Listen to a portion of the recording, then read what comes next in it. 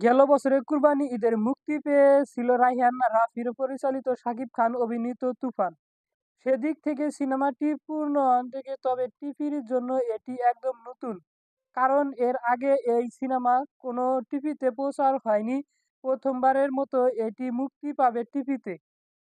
আসছে রোজার ঈদে এই ছবির ওয়ার্ল্ড থেকে টেলিভিশন মিডিয়া হবে বেসরকারি স্যাটেলাইট থেকে চ্যানেলের দীপ্ত টিভিতে। গত মঙ্গলবার 11 ফেব্রুয়ারি রাজধানী তেজগাঁও দীপ্ত টিভির প্রধান কার্যালয় এই সংক্রান্ত একটি আনুষ্ঠানিক চুক্তিবদ্ধ হয়েছে।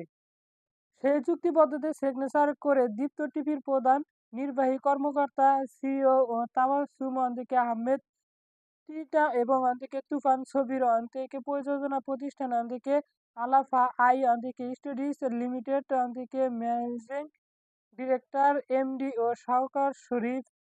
এ সময় উপস্থিত ছিলেন দীপ্ত টিভির আনুষ্ঠানিক প্রধান Ejaj Uddin Ahmed, general manager marketing and sales এবং